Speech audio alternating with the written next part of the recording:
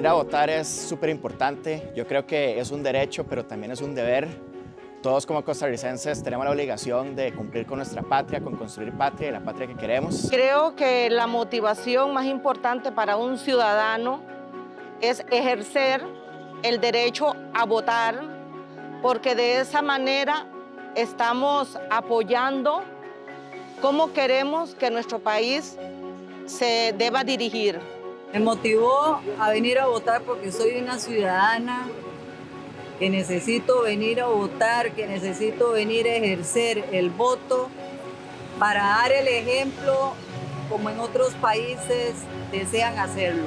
Me motivó expresar mi voz y mi opinión sobre el aspecto político del país porque pienso que cuando la gente no expresa su opinión, la democracia pierde su calidad y está en peligro el futuro del país. Bueno, la votación es un derecho y un deber sagrado para los costarricenses. Todos estamos llamados a ejercerla.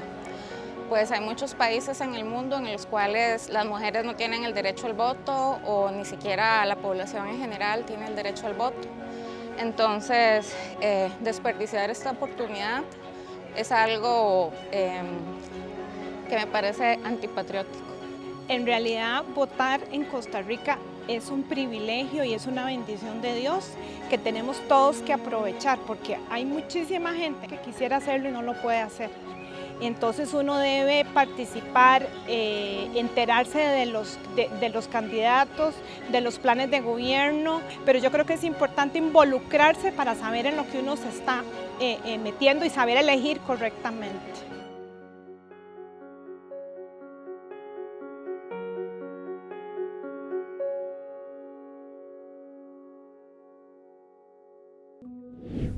Sin embargo, Costa Rica enfrenta una situación crítica desde hace muchos años en sus procesos electorales, un alto índice de abstencionismo.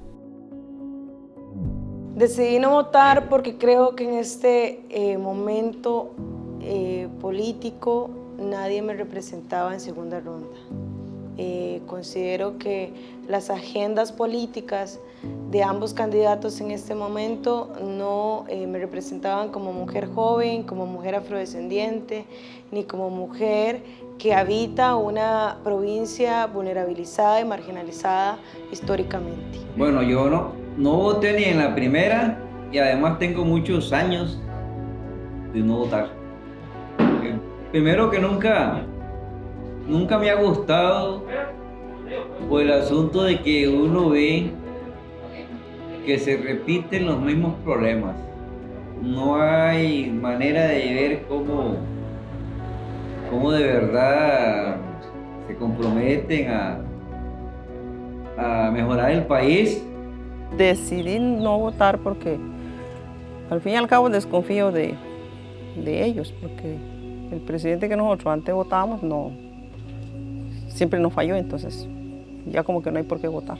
Si votamos la misma cosa. Nunca he participado en ningún voto ni en este país ni en ningún otro lugar.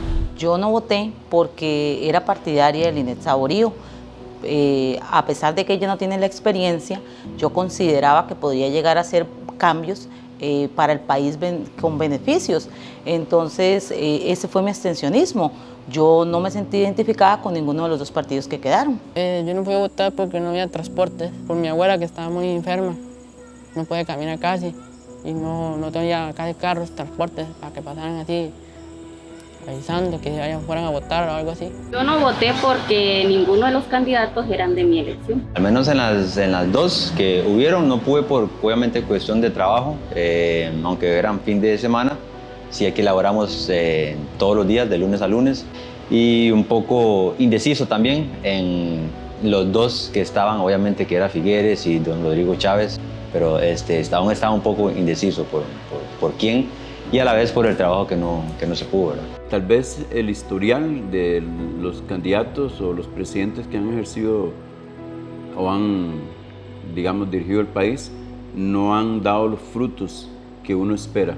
O sea, ha habido mucha contradicción, mucha política sucia, muchas personas que trabajan en el gobierno que han dejado mal parado el gobierno. Entonces, de ese momento. Entonces, por eso es la razón que como que no hay una confianza para poder decir, este es el mejor candidato, esta es la mejor opción, por toda la trayectoria que ha existido en el país en cuanto a los presidentes que han estado dirigiéndonos a nosotros.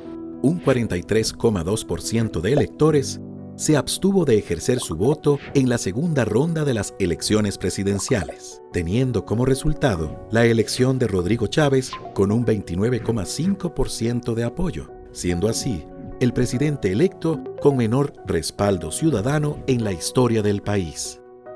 Siempre en cualquier proceso electoral hay un porcentaje de abstencionismo, que es lo que hemos visto no solo en Costa Rica, en realidad en la región latinoamericana y en el mundo entero, es que ese porcentaje ha venido en las últimas décadas en aumento. El tema fundamental es que la persona que queda electa, digamos, con un muy bajo porcentaje de credibilidad.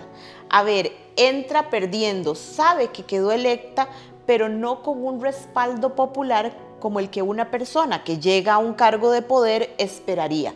Y la persona que llega al poder discursivamente también tiene, y en su imaginario tiene que entender que está llegando sin ese apoyo popular. Sí, tenemos la cifra de abstencionismo más alta que se haya registrado en 65, 70 años. Y los efectos creo que es pues un alejamiento, digamos, cada vez mayor de la ciudadanía con la política, ¿verdad? Hay que prestarle mucha atención a qué está ocurriendo ahí, especialmente si este abstencionismo, y eso lo vamos a estudiar después, si ese abstencionismo es de gente, sigue siendo de gente más joven, digamos, y su conexión con la política quiere decir que se está postergando cada vez más. Y el tema de las zonas periféricas. El problema se agudiza en zonas costeras y en cantones como La Cruz, Golfito, Corredores, Garavito y Talamanca, donde el descontento, el abandono político, el centralismo estatal y la falta de representación han tenido como desenlace que los habitantes de estos lugares no salgan a votar. En el caso de Costa Rica, lo que es muy claro es que hay una fractura importante, ¿verdad? Entre el centro del territorio, que tiende a ser más urbano, digamos, está más conectado con el mundo, hay más oportunidades, ¿verdad? Pero la política no se vive y no se experimenta de la misma manera en las zonas más periféricas, ¿verdad? Donde hay menos vínculo con el tema de la política. Entonces, en Costa Rica hay una fractura importante, y esa fractura no es una fractura, ni por un lado, no es reciente, no se le puede atribuir, por ejemplo, a los partidos nuevos únicamente, porque aun y cuando Liberación Nacional en los años 60 o 70 era un partido muy dominante, digamos, y un partido que tenía una fuerte conexión con sus simpatizantes a través de esa identidad liberacionista, el abstencionismo era alto o más alto en las zonas también periféricas y rurales. Esto seguirá siendo lo mismo, porque las elecciones, yo he notado una cosa, que 4 años o cuando mucho 8 años que ha repetido un presidente, que ha habido 2 elecciones de un solo presidente, es por lo mismo. Ya la gente no hay por qué votar, no se puede creer a nadie. Esta, digamos, división entre la Costa Rica periférica y la Costa Rica central, que efectivamente es mucha, la podemos ver también en la dinámica política, en la construcción de ciudadanía, pero en el acceso que estas personas tengan a esas posibilidades. El abstencionismo es un problema que nos aqueja cada 4 años y que crece sostenidamente con cada elección popular. Para poder disminuirlo, la clase política debe trabajar arduamente para fortalecer la participación, creando así mecanismos y soluciones para incentivar la intención de voto y erradicar el desencanto político. Bueno, hay que entender que vivimos un cambio de época, ¿verdad? Y no podemos esperar que los tiempos pasados románticamente vuelvan a imponerse a las tendencias que no solamente son nacionales, sino también mundiales, de cierto alejamiento, de sistemático alejamiento. No es una norma, hay modulaciones en distintas regiones y países y contextos, pero lo cierto es que sí se ve consistentemente que el siglo XXI no ha sido el siglo más feliz para el desenvolvimiento, el fortalecimiento, la institucionalización de los partidos políticos, al menos en América Latina, y Costa Rica no ha sido la excepción. Bueno, pues hay que reconectar a la gente con la política y buscar los mecanismos, las formas, y incluso inventar algunas de esas formas. Yo creo que para que yo vote en una siguiente elección debería ver mucho más representados los intereses del sector joven de este país, mucho más representados los intereses de los pueblos campesinos, de las costas, de los territorios costeros, de las mujeres, de las poblaciones más desfavorecidas como las poblaciones afrodescendientes, indígenas, la comunidad LGTBIQ, ¿verdad? Más ver representado realmente una economía que busque no precisamente resolver la problemática de los empresarios, sino la problemática de la gente que sufre el día a día y que está en un círculo de empobrecimiento en este país. Que la política sea menos sucia, por decir algo, que las personas que vayan a ejercer en el poder legislativo ejerzan su trabajo, su función en beneficio del pueblo y no en beneficio de ellos mismos. Tendría que cambiar esa política de que cada partido político tiene que trabajar con sus propios recursos. No pueden recibir donativos ni inyecciones en ningún lado porque eso es lo que está matando este país. Los dos que estaban a ganar, se escucha mucho que hablan y mucho que dicen de que él ya hizo y ya estuvo y no hizo lo que prometen. Entonces con alguien nuevo uno espera que cumplan lo que prometen. De cumplir los presidentes, los gobiernos, que cumplan con su palabra. No cumplen, dicen y no cumplen. Ellos solo se hacen sus cosas y nosotros quedamos por fuera. Entonces, bueno, los partidos tienen que relanzarse. ¿Cómo se hace eso? Bueno, con varias cosas, conectando con la ciudadanía, por ejemplo, estableciendo o fomentando liderazgos nuevos, ¿verdad? Renovados, y que de alguna forma logren crear vínculos con la sociedad y la sociedad civil que tenemos hoy en día. Pero difícilmente lo van a hacer, por ejemplo, reciclando liderazgos viejos o tratando de que eso se mantenga, cuando en realidad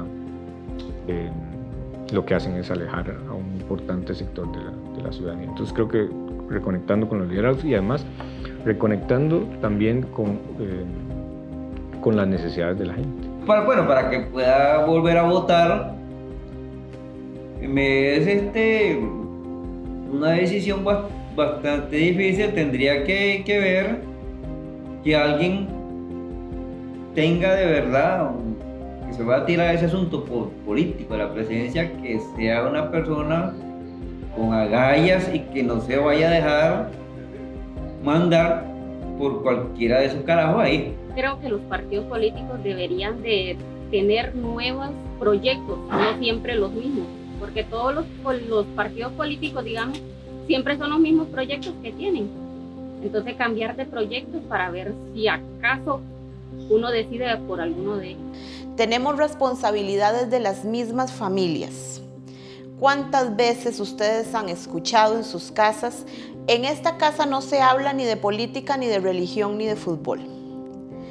Si tachamos temas de conversación que sí son de opiniones encontradas, probablemente va a generar un conflicto de discusión, pero si son temas que en tu casa no se hablan, definitivamente no van a ser parte de esa construcción social de niños, niñas, jóvenes en los que dicen yo tengo que formar parte de eso.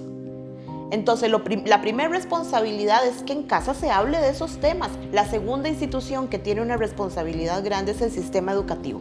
Escuela, colegio, universidad son temas de los que se tiene que hablar y de los que se tiene que discutir. Otras instituciones que tienen responsabilidad enorme son los partidos políticos. Creo que los partidos políticos han dejado de invertir en educación y en preparación para volcarse únicamente a hacer máquinas electorales, ¿verdad? Incluso algunos franquicias que prestan su nombre para los procesos.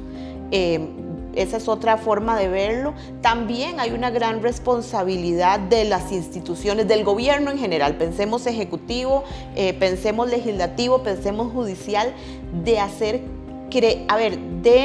trabajar de manera tal que la gente vuelva a confiar en estas instituciones como garantes de su calidad de vida y del sistema democrático. Y claro que también existe una responsabilidad del Tribunal Supremo de Elecciones en que la organización de estos procesos electorales sea cada vez mucho más impecable.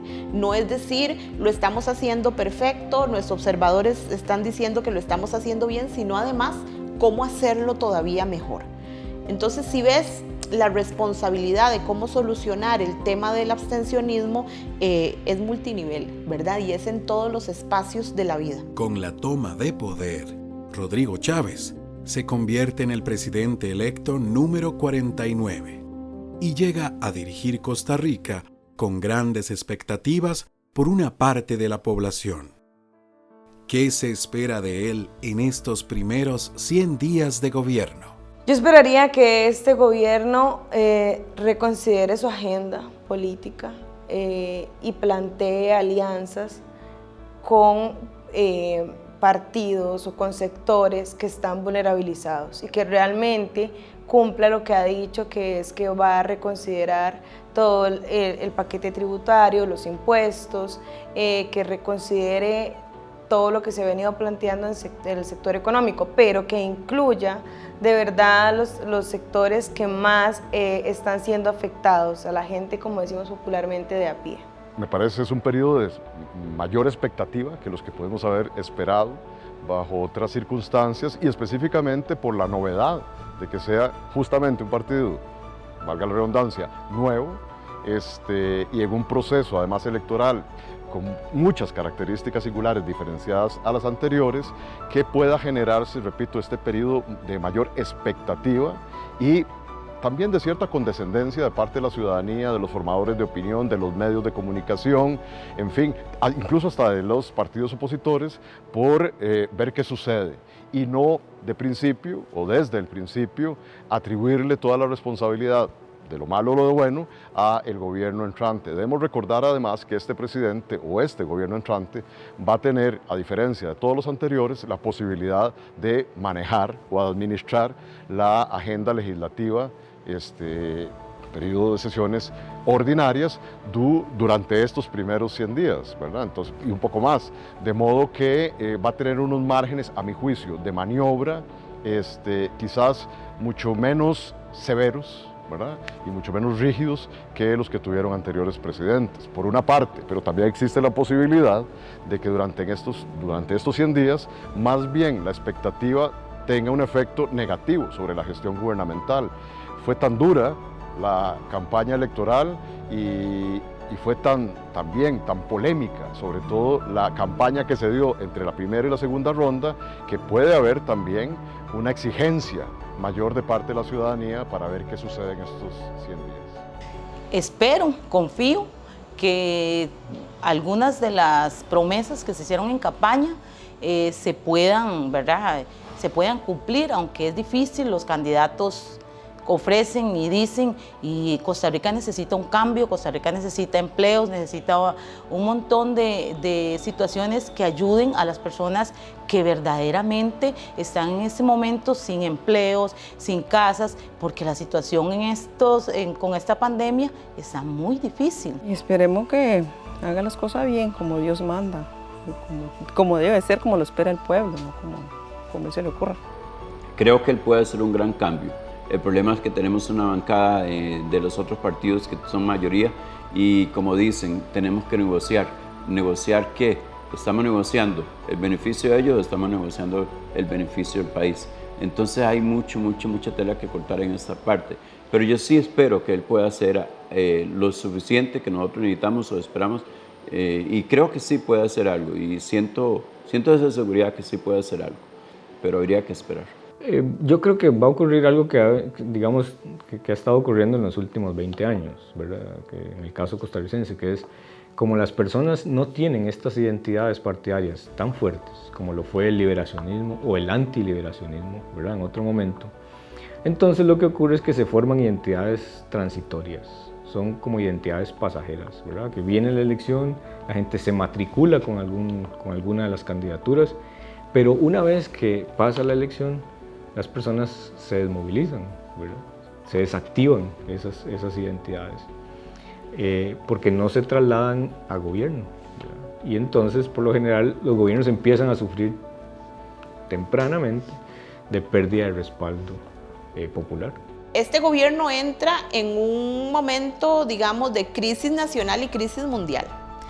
Tiene muchos retos, muchas exigencias de lo que tiene en este momento el panorama mundial, donde estamos todavía, no hemos salido del efecto pandemia, donde estamos viviendo los efectos de la invasión Rusia a Ucrania, donde estamos todavía teniendo efectos económicos ligados a estas dos situaciones internacionales, y además entra con una expectativa enorme de lo que la gente le está pidiendo, ¿verdad? Este gobierno entra con la consigna de cambio, ¿verdad? Y de un cambio muy grande, y cuando usted promete un cambio muy grande, ¿verdad?, uno tiene que ser muy prudente con las expectativas que genera, porque a mayores expectativas, mayor decepción. Entonces, si uno es más transparente en cómo funcionan las cosas, la gente puede hacerse expectativas más reales de lo que alguien, llámese gobierno o persona individual, puede llegar a ser.